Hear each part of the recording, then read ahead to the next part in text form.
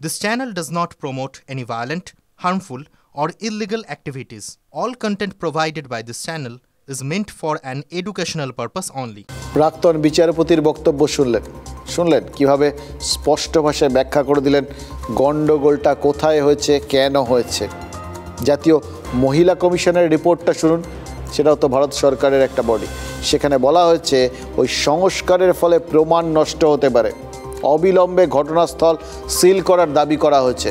যদিও সেই দাবির পরেও অনেকটা সময় কেটে গেছে, ঘটনার সময় সেখানে ছিলেন না কোনো নিরাপত্তারক্ষী, এটাও ওই রিপোর্টে আছে। জানেন তো, রাজ্য সরকারের কেউ কি রিপোর্টটা পড়েছেন? মুখ্যমন্ত্রীর প্রধান উপদেষ্টা আলাপন বন্দ্যোপাধ্যায় যেভাবে আজকে এই মেডিকেল কলেজ আর হাসপাতালগুলোর জন্য রাত্রিরের সাথী প্রকল্পের ঘোষণা করেছেন, তাতে তো সেরকমই মনে হচ্ছে।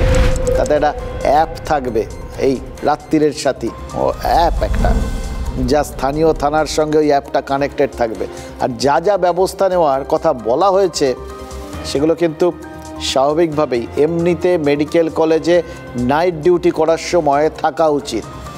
সেগুলো এখন প্রকল্প ঘোষণা করে ঢাকঢোল পিটিয়ে চালু করতে হচ্ছে।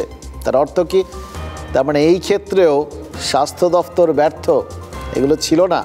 নাইট ডিউটি করা ডাক্তার নার্সদের নিরাপত্তার জন্য সত্যিই কোনো বন্দোবস্ত ছিল না। তাই জন্যই কি এখন ঢাক ঢোল পিটিয়ে, বললাম না, ঢোক গিলে এই সব ব্যবস্থাগুলো এখন চালু করতে হচ্ছে। স্পেশাল মোবাইল ফোন অ্যাপ যার নাম হবে রাত্রিরের সাথী with alarm devices will be developed which shall be compulsorily downloaded by all working women and which will be connected to the local police stations, local police control room. Police develop করে দেবে, working উইমেনরা দয়া করে সেটা download করে নেবেন এবং সেখান থেকে স্থানীয় থানা, স্থানীয় পুলিশ কন্ট্রোল রুমে অবিলম্বে বিপজ্জনক পরিস্থিতিতে যোগাযোগের ব্যবস্থা থাকবে। ছোট্ট একটা প্রশ্ন রয়ে গেল, এই অ্যাপটার যা বিবরণ শুনলাম তা তো বহিরাগত আক্রমণ ঠেকাতে, এমনিতে সাধু উদ্যোগ, কিন্তু এই অ্যাপটার এরকম বহিরাগত কেন্দ্রিক হওয়ার কারণ কি? কেউ কি মনে করিয়ে দিতে চাইছেন বা বুঝিয়ে দিতে চাইছেন তিলোত্তমাকে বহিরাগত সঞ্জয় খুন করেছিল? কারণ তিলোত্তমা কাণ্ডের পরেই তো উদ্যোগী হয়ে এই অ্যাপটা আনা হচ্ছে, দুটো সম্পর্ক আছে, ধরে নিতেই হবে। কিন্তু তিলোত্তমাকে বহিরাগত সঞ্জয়ই যে খুন করেছে তার প্রমাণ কোথায়? ওটা তো কলকাতা পুলিশ দাবি করেছে এবং এটাও কলকাতা পুলিশের কমিশনার দাবি করেছেন। আমরা তো কখনো বলিনি যে শুধু ও ছিল, আরও অনেকেই থাকতে পারে। তাহলে ওর ভূমিকা কী ছিল? কলকাতা পুলিশ তারাও তো একটা পক্ষ, তদন্তকারী পক্ষ। আদালতে সঞ্জয়কে আগে দোষী প্রমাণ করতে হবে, তারপর তো বাকি সব কটা নিশ্চিত হবে যে হ্যাঁ এটা এই পার্টটাও তো ঠিক। সিবিআই কিন্তু সঞ্জয়কে দোষী ধরেই এগোচ্ছে না। আজ তারা কলকাতা পুলিশের 4 নম্বর ব্যাটালিয়নের ব্যারাকে গেছিল, ওখানেই সঞ্জয় থাকতো, সিভিক ভলেন্টিয়ার হয়েই থাকতো। কিন্তু ওই সঞ্জয় এই সেমিনার রুম পর্যন্ত পৌঁছলো কি করে? তিলোত্তমা সেমিনার রুমে ঘুমিয়েই ছিলেন, এটাও তো প্রমাণ সাপেক্ষ। তিনি যেখানেই থাকুন সেখানকার খবর বাইরে থেকে সঞ্জয় পেল কি করে? এই প্রশ্নটাকে তুলেছেন জানেন? তিলোত্তমার মা। এখন দেখতে পাচ্ছি যে মানে এর পেছনে অনেক বড় চক্র আছে। মানে কি চক্র সেটা তো আমরা জানি না, তদন্ত করে অনেক অবৈধ কাজকর্ম হতো, নিশ্চয়ই হতো। আমাদের কোনো টেনশন দিতেও চাইতো না কোনো দিনই।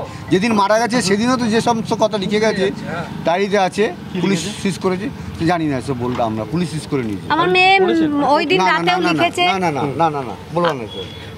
পাশের সেমিনার রুমে পাওয়া যায় এবং সেই দেওয়ালটা ভাঙা হয়, কি বলবেন সেটা নিয়েও? বা আমরা তো শুনুন, এটা নিয়ে তো পুলিশ তদন্ত করছে এবং সিবিআইও ব্যাপারটা দেখছে এবং মহিলা কমিশনের সাথে বন্ধ করে দিয়ে গেছে।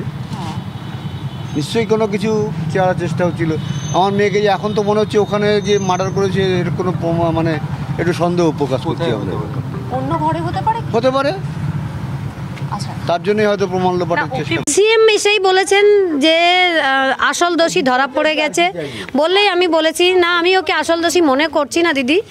আসল দোষী ও যদি বাইরের ভেতরের কেউ না থাকলে ও কি করে জানলো রাতে আমার মেয়ে সেমিনার রুমে রয়েছে? ম্যাডাম তখন মাথা নিচু করে বললেন, ওই পুলিশকে বললেন যে এটা আমারও কোশ্চেন, একজনের দ্বারা মানে আমার মেয়ের বডি দেখে যা মনে হয়েছে একার দ্বারা কিছুতেই সম্ভব না। এবং মানে ফরেনসিক ডিপার্টমেন্টের অনেক ডক্টররাও এসেছেন আমার বাড়িতে, তারাও বলেছেন একার দ্বারা কিছুতেই সম্ভব না।